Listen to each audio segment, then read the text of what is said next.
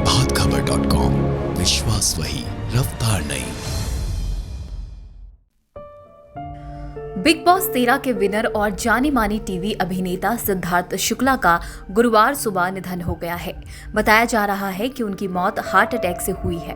उन्होंने 2008 के शो बाबुल का अंगना से अपने एक्टिंग करियर की शुरुआत की थी, जिसके बाद वे लव यू जिंदगी, बालिका वधू और दिल से दिल तक में निभाए अपनी भूमिकाओं के कारण चर्चा में बने रहे। एक्टिंग के जरिए दर्शकों के दिलों में उतरने वाले सिद्धार्थ का इमेज भले ही काफी सख्त यंग एंग्री मैन का रहा हो, लेकिन उनका एक इमोशनल पक्ष भी है जो उनके संघर्ष के दिनों से जुड़ा है। दरअसल वेबसाइट स्पॉट बॉय को दिए एक इंटरव्यू में सिद्धार्थ अपने संघर्ष के दिनों के बारे में बताया था। उन्होंने कहा कि उनके पिता अशोक शुक्ला की मौत के बाद उनका परिवार आर्थिक तंगी से जूझ रहा था। इस दौरान उनकी मां रीता शुक्ला ने पूरे परिवार को संभाला। सिद्धार्थ ने कहा कि उनकी मां ने कभी भी किसी चीज की कमी नहीं होने दी। सिद्धार्थ का उनकी मां से गहरा लगाव था। सिद्धार्थ 3 भाई बहनों में सबसे छोटे थे। छोटे होने की वजह से मां के लाडले भी थे। हर कठिन समय में मां उनके साथ रहती थी। सिद्धार्थ अपनी मां रीता शुक्ला को भगवान मानते थे।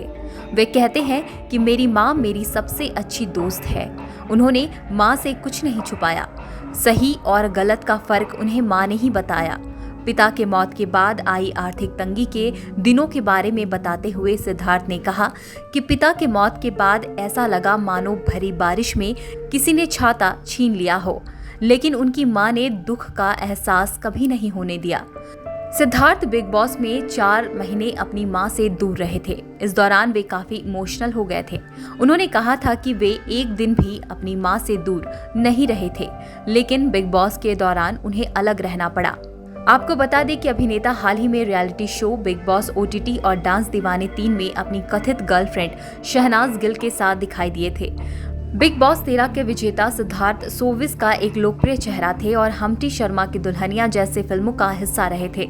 अभिनेता की आखिरी स्क्रीन आउटिंग एकता कपूर का लोकप्रिय शो ब्रोकन बट ब्यूटीफुल 3 थी, जिसमें उन्होंने अगस्त्य की भूमिका निभाई थी। इसमें उनकी एक्टिंग की खूब तारीफ हुई थी। प्रभातखबर.com, विश्वास वही, रफ्तार नहीं।